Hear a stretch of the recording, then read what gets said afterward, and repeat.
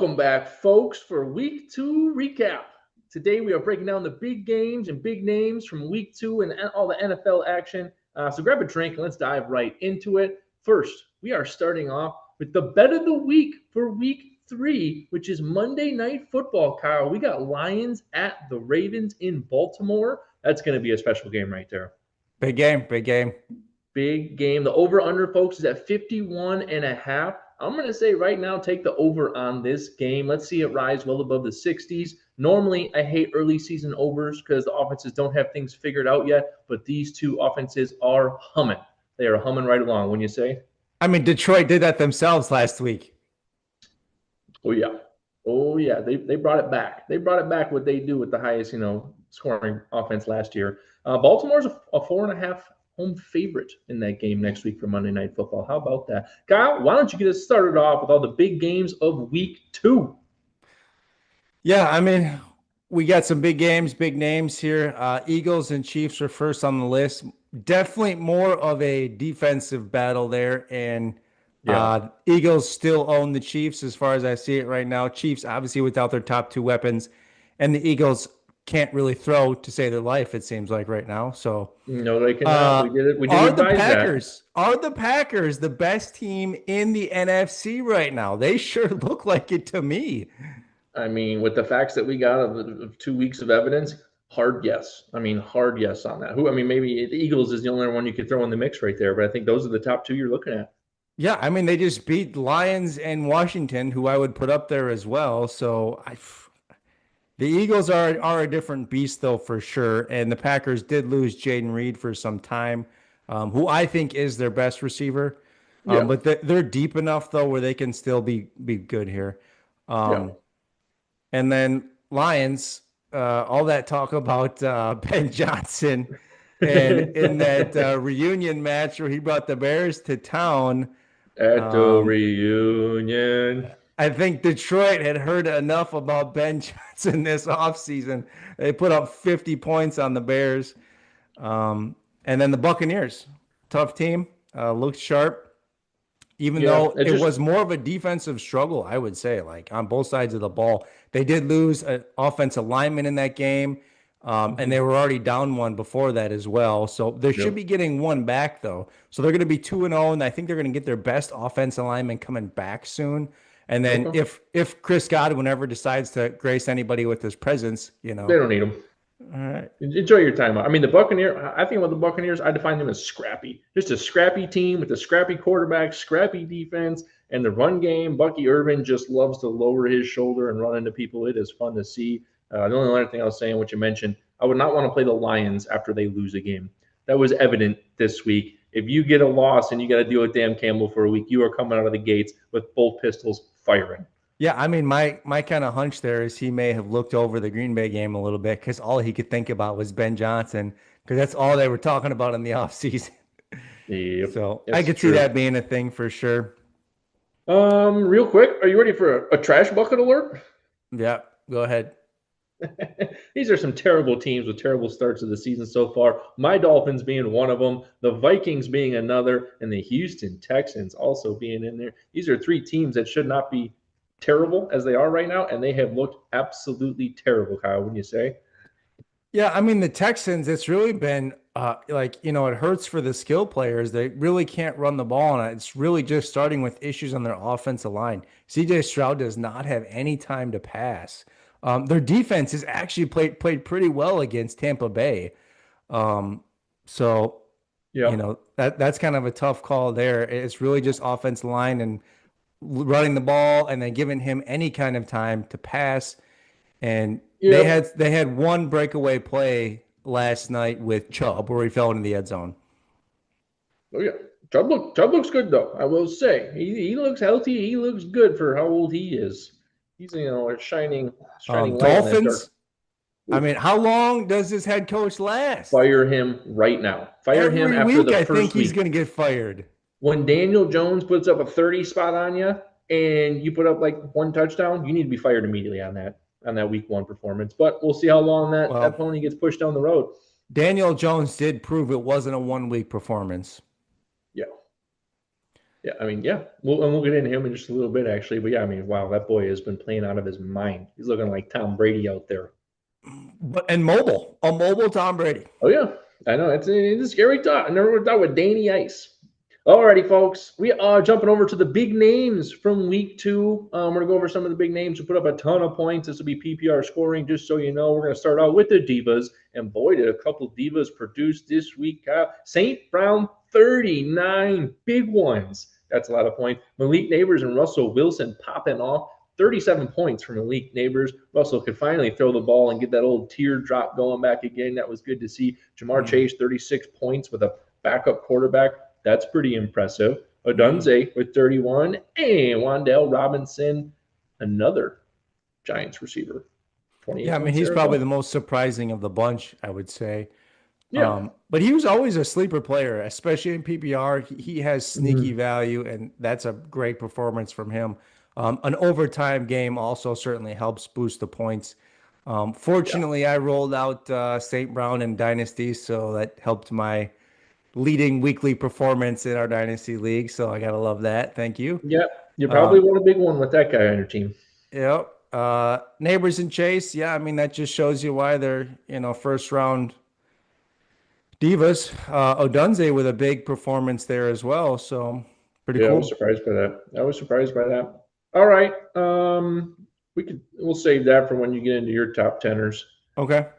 Running backs in week two. One was head and shoulders above all, and that's the boy out of Wisconsin, Jonathan Taylor, 29 points with those Indianapolis Colts. James Cook and A-Chain also had 26 apiece. Javonte Williams, Dallas new running back, another big week out of him with 25 points. Kyle, what'd you think about Javonte going back-to-back weeks with Yeah, production? biggest surprise to me of this as well, and Mm-hmm. probably of the season. Honestly, I was talking trash about the Cowboys running game or running backs, and Yeah, we both Javonte did. Williams is showing he's still got some juice. Yes, he does. He's got a chip on his shoulder and he is running like it.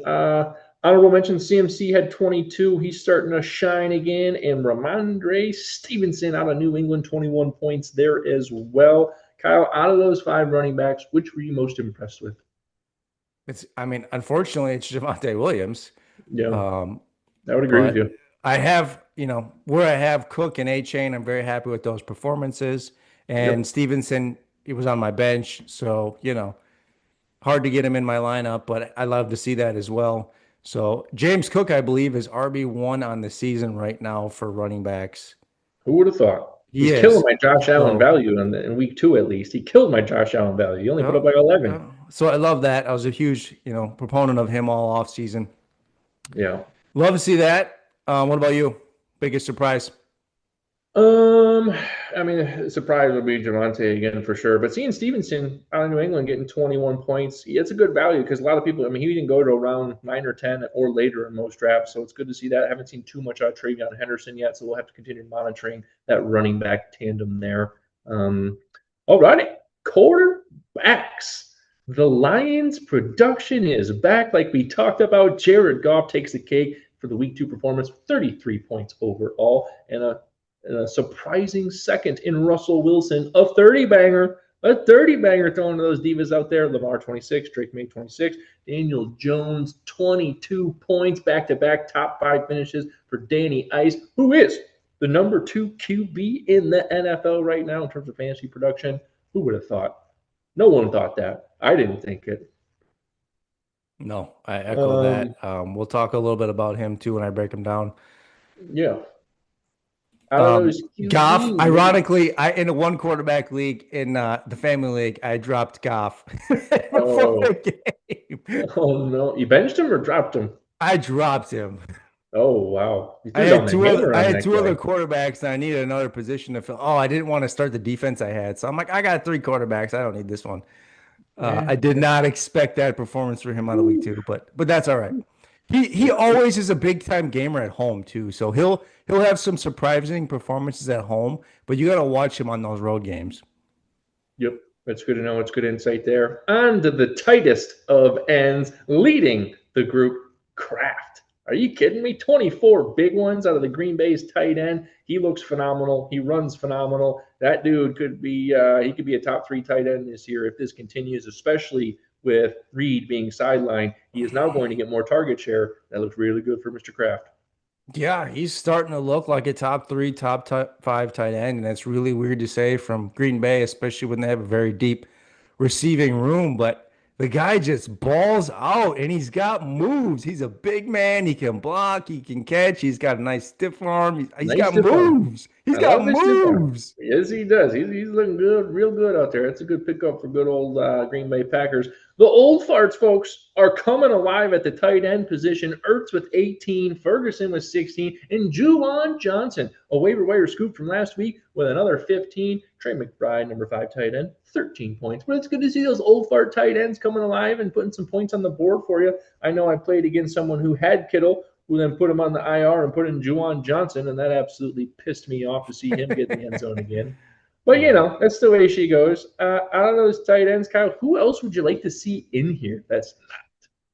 Well, I mean, I've been very disappointed with Mark Andrews and Evan Ingram, tight ends I'm high on. Very disappointed for what I've seen 2 weeks with them.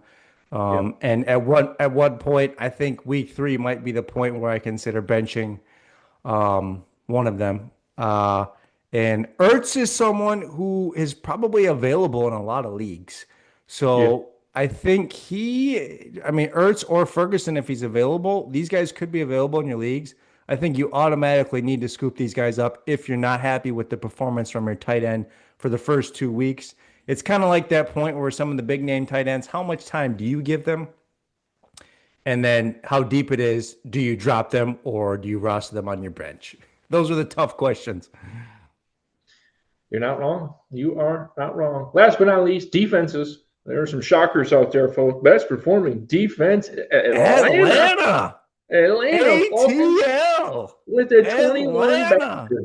Unbelievable. I wouldn't have put anything on that. At number 2, Seahawks at 16, who is also a very, very surprising defense so far this year. They look phenomenal there. Ravens 15 points, Chargers 14 points, Bills 12 points. We know about those last 3. They have good defenses, but their offenses put up so much points. It always makes you a little worried to see what kind of comes in trash time. But Falcons in Seattle. Wow. I am utterly shocked by their performances. Yep, I agree. Those are some great waiver wires if you need them, or streamers for defenses. They probably won't be streamers for long. They keep this up. They'll just be full seasoners. Pretty much. Pending matchups. All right, I'm going to rattle off where we're at. 2 weeks in the season. Top 10 quarterbacks. We got Lamar Jackson at number 1. No surprise there. Danny Dimes at QB2. 2 weeks in. Danny Dimes. Good for you. He proved it wasn't just a 1 week wonder this year against Miami. And they draw Tennessee this week. I think this is a juicy matchup for him, actually. This also proves to me that the Giants the past few years were that bad. Yeah, it's a possibility.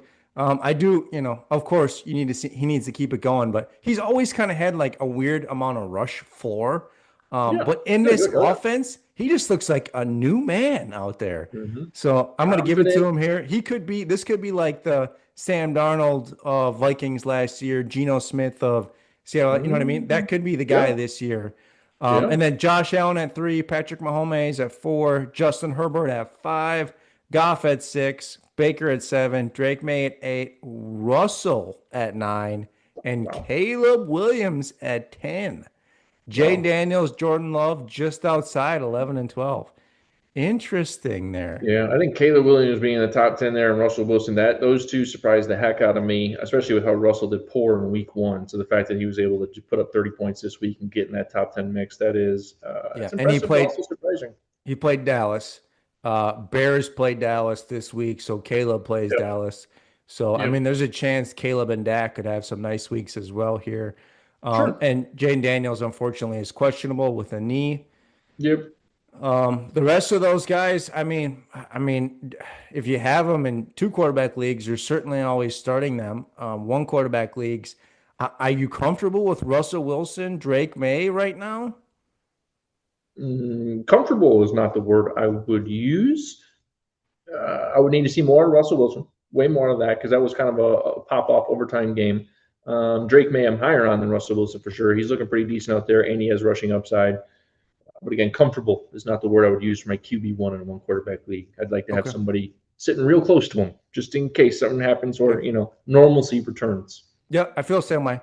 Running backs, my man, James Cook at number one so far. Christian McCaffrey at two. Javonte Williams, biggest surprise here, RB3, 2 weeks in the Wow. season. Uh, Mr. Robinson at four. Devon Achane at five. Jonathan Taylor, six. Chuba Hubbard at seven. Get a Sneaky, Chuba? sneaky. That guy Chuba? is sneaky, sneaky, sneaky. Yeah, Chuba Hubbard. Barkley next. Travis Etienne, and then Jahmyr Gibbs.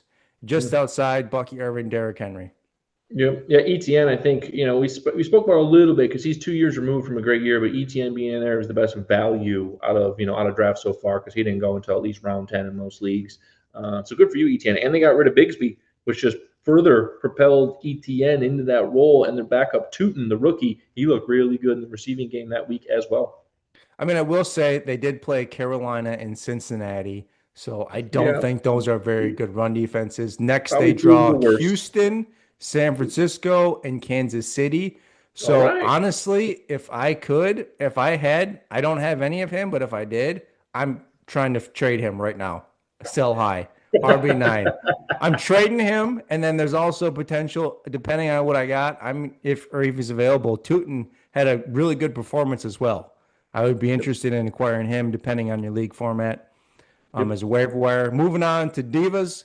Puka Nakua, Diva 1 right now. Malik Neighbors, Amon Ra, Rome Adunze, Zay Flowers at 5, Jamar Chase, Huge, Quentin Johnson coming in at wide receiver 7, Debo Samuel 8, Wandell Robinson coming in at 9, and CeeDee Lamb at 10.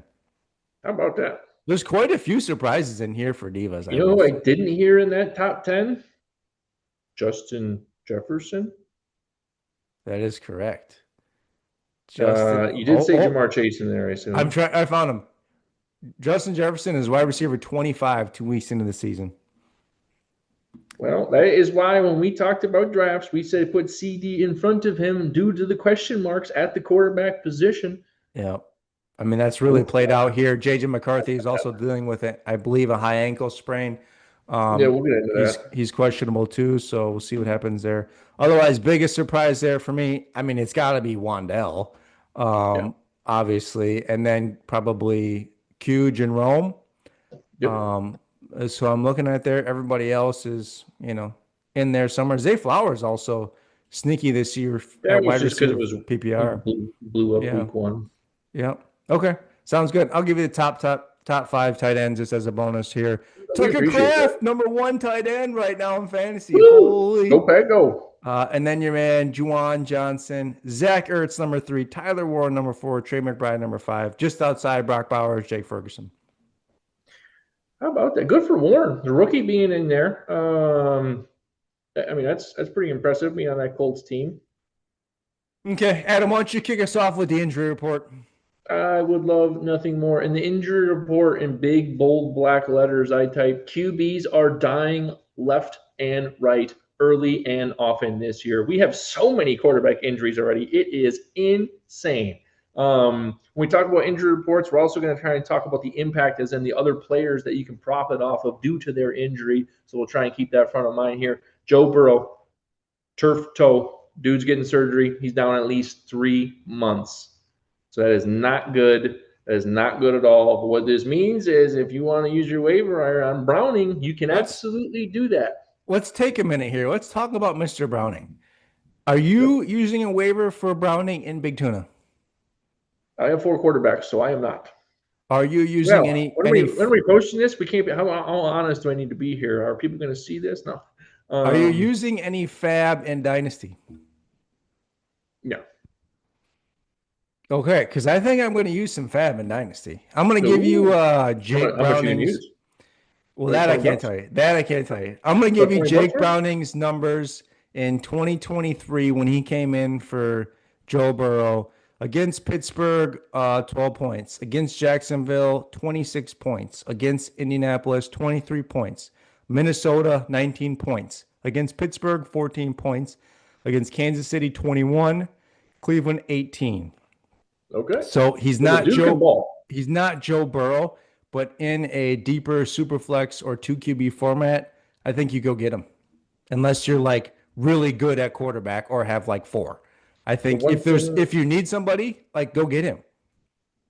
Yeah, I mean, the one thing I'll ride with you on that is you got the best weapons in all of football to throw to. So whether you're coming off the couch or you're an NFL quarterback, you can find Jamar Chase and T. Higgins at least a couple times. I mean, he came into that game threw 3 interceptions, and he still had 17.7 fantasy points. Mm-hmm. So any other format other than a single quarterback league, this guy needs to be rostered. And if you have any questions about your quarterback situation or just want a good backup, like 10 team, 2 QB leagues, it hurts sometimes for quarterbacks. I'd go get him. Some of the best guys to throw to in all of football around him, pass catching running back. So, and he's proven he can do it. He's one of the most serviceable backup quarterbacks in the NFL. Yep. Alrighty, folks, get out your meat cleavers and start cutting off the toes of these quarterbacks because Brock Purdy also has turf toe.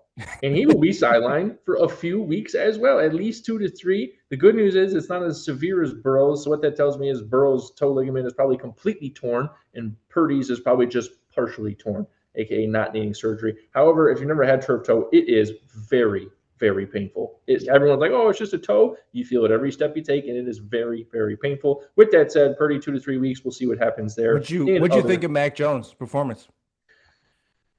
Slightly better than expected, but I don't.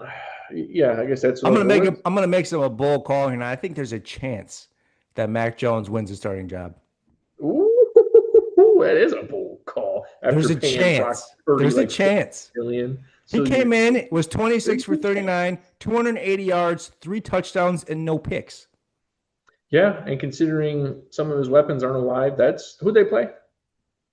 The Saints. But you're saying there's a chance. You're saying there's a chance. I'll make a bet with you on that right now if you want to. No, I can't bet on that. I'm making a fun bold call. I like it though. I do like that. It's a good bold call. I like that. Justin Fields is concussed. He got a little head hit. Looked a little dizzy out there. We'll monitor this week. He's in concussion protocol. Not much we or the NFL can do about that. Anything you want to say on Fields? Terrible week.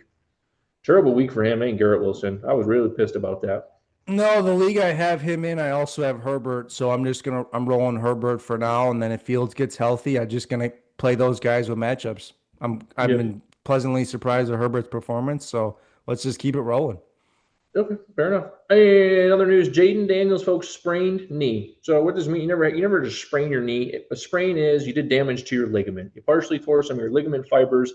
So this means it's either partially torn, a sprain to MCL or LCL would be my guess. It's really harder to partially tear your ACL and PCL, although you can do it. My guess is there's small tear in either the MCL or the LCL. That is going to really hurt his rushing upside. Not to mention, whether I wouldn't want to play on it, that's for sure, within a week or two out. But I bet he does. I bet he just stays a lot more pocket driven, which could help him long term for having to be like that. But also, it's going to be a little sketchy watching him kind of stuck in the pocket. And as you saw from last week, he didn't run much at all, which pissed me off because I had his rushing over. Yeah, I mean, he's day to day right now. He's just one you got to monitor at the moment, and that's all you can do. You still with us? Yep. Can you hear me still? Yep. All right. You're on to JJ McCarthy. He's got a high ankle sprain. Yep. High ankle sprain. He's going to be. So it's funny. It's a funny one because I read a little fun, not real report that was like he doesn't actually have a high ankle sprain. He's done so poorly that they want to give him more time to practice and get better again. Obviously, it's probably not the truth, but nonetheless, the high ankle sprain, not fun to deal with. You're not coming back in a week after a high ankle sprain. There's no chance. 2 to 4. 4 is usually the standard. But we'll see how that goes. Either way, he's looked terrible. So I hope when his ankle's up getting iced, he's watching game film all day and learn how to read defenses and how to force Justin Jefferson the ball because that's what he needs to do. Do you think Carson Wentz takes over the starting job? Absolutely not. Okay, well that's less of a belief in Wentz than it's not more belief in McCarthy because I don't think McCarthy's that good. It's just I don't believe in either one of those quarterbacks. Okay, sounds good. Next Austin up. Eckler, R.I.P. My bad. I can get the last one here. Austin Eckler, my Achilles, torn Achilles, R.I.P. That could be not only a season ender, that could be a career ender. And boy, do I hope it's not because Eckler is a fun guy to watch. Great PPR back, packs a little punch, but he is down. What this means is Bill. His name is not Bill, but they call him Bill. The Washington Redskins rookie running back will now have a ton of volume coming his way. What is it, Krosky, Merritt Krosky, whatever it is. They call him Bill. if anyone's wondering why I mentioned that. Yeah, it looks like he's going to be the next man up in this backfield. I don't even know where Nichols is at. I'll have to look at that. And Rodriguez is also on that depth chart, who has been battling with an injury himself. Yep. So this is going to have to be one you watch. Obviously, if you were smart enough to pick up Mr. Bill, you are feeling pretty good. And I think you're going to have to see how this plays out going forward. Hey, I'm back. You're back. All right, and last Finish us one, off. Jaden Reed, collarbone. Second to last. Second to last. Jaden Reed, collarbone, 8 weeks. Obviously, Golden. I think it helps Golden's value the most. You could argue Wicks, Heath, Dobbs, whatever, Kraft. Dobbs has been in there. I think Dobbs has the most. Yeah, and for PPR, I think he does indeed get a boost. Yep. But I'm not as high on him as you are, I guess. I don't know. He's never done it for me for fantasy. He's never been consistent enough with enough points, with enough upside. He moves the chains in the offense. He is a possession receiver. That's kind of how I look at him. Well, Romeo, wherever you are, Romeo, you do it for me, and I want you to know that. Oh, shout. All right. Why don't you finish this off with Hamstring alert. Everyone grab the back of your leg and pretend like it's in pain, because that's what Aaron Jones is dealing with right now. Pulled his hamstring. I think they put him on the IR already, didn't they? They did. Yep. Oh, boy. So that's it. So that means you got a good tear in there, which means at least 4 weeks you are shut down. Mason's value just went through the roof. I don't even know who their third string is, but they like to run the football. And with how bad their backup quarterback's probably going to throw it, they're probably going to run it even more. So Mason has a ton of value right now. I'll pull up their depth chart right now, but I agree. And Mason, I don't think has looked bad running the ball, other than the offense has looked bad. They got Aaron Jones, Jordan Mason, Xavier Scott, and Ty Chandler is also on IR. So Xavier Scott is the guy behind him as well. So they got, 2 running backs on that depth chart total right now? That's what I see on ESPN right now. Well, in a week, they're going to say, all right, Addison, welcome back. You're on the team, but you're playing a different position. All right. Yeah, it's not looking good in Minnesota, that's for sure. I love that. I love hearing that. As a Packers fan, I agree. And I honestly don't really have any Minnesota players in fantasy. So I have Addison in one league who I actually might even drop. But you didn't hear that. Drop him now. All right. Moving on. Week 3. Looking at week 3. Adam, what individual or team matchups are you excited about in week 3? Well, there is 2 team matchups that I'm really excited about. The first one being, we already mentioned it, Lions versus Ravens, Monday Night Football. That is going to be electric. That is going to be, I hope, just a porous amount of points put up. Put it over 60, please. The other one, though, the daytime one that I'm actually very excited about, because I think this is going to dictate a lot of this division. Broncos versus Chargers at the 3 p.m. slate. These are the 2 best teams in the division right now. See you, Chiefs. Get out of here until you get a win. I don't want to hear the Chiefs talked about again. And obviously, Chiefs they've had 0-2. They've had 2 tough games, so I get that for you Chiefs fans out there. But nonetheless, until you get a dub, I don't want to hear it. These are the leaders of the division, and I would take the Chargers on this. Herbert looks so good. The way they are calling plays for this team right now is unlike Herbert's ever had a play caller. It's normally used to be run heavy first, boring pro style, and now they are throwing in a ton of passing wrinkles. They are getting him rolled out so much that he can just run it. Like if the coverage is doing well, he can literally just run it for 15, 20 yards up the sideline, and he's done it so many times. So the Chargers are extremely impressive. Kudos to you, Harbaugh. You are taking that team. Right now, I'd say the Chargers take this division. Great defense, so many good receivers. So very excited about that matchup, as you can tell. And the Broncos are a great team as well. I know I didn't toot any other horns there. Hold on. Oh. Do you remember when I made the bold call that the Chargers were going to take the division before the season started? You did. And I just echoed it for you after week 2. Now everybody's on the wagon. We're in alliance. Oh, come on, baby. I thought you were about to bring up the Dobbins RJ Harvey debate, and I was like, No, God, we got damn, all let's get season. We got into all it. season to bicker about those two boys, and Yeah, it is smart. Dobbins looked better week 2, so that sucks. Smart to shy away from that. Very smart. Dobbins is definitely in the lead in that battle. Yeah. Love it. All right, Kyle, what do you got for us over there on that week 3 look ahead? Yeah, I mean, obviously the Lions and Ravens game, I'm very excited to see, and the Chargers as well. Juicy matchups. James Cook against Miami. Come on, my boy, keep cooking while that stove is hot. RB1 taking That's a 100 terrible yard, defense 3 to town. touchdowns. I mean, we hope. Sometimes those obvious Miami ones is- don't always go the way you want, but you got to be No, looking no, your no, no. chops a little bit. Look out the outside. Let me tell you right here, anyone running against Miami's defense, that's a lock. That's a 20-point lock right there. Their defense is so bad with running. Do you think if this game gets out of hand, this is the game he gets fired? Or do you think just every game he's going to get fired? That head I hope coach. he gets fired. But no, if you get smacked by the Buffalo Bills, it's like, all right, anyone can get smacked by the Buffalo Bills. When you needed to do How it was when bad you got, does it have to be for him to get fired? Well, I'll tell you how bad it should be. When you lose by over 30 points to a Daniel Jones-led Indianapolis Colts team, that's when you need to get the axe. And then they had a players meeting that week. When you're having players meetings in week 1 because you did that bad, that is not good.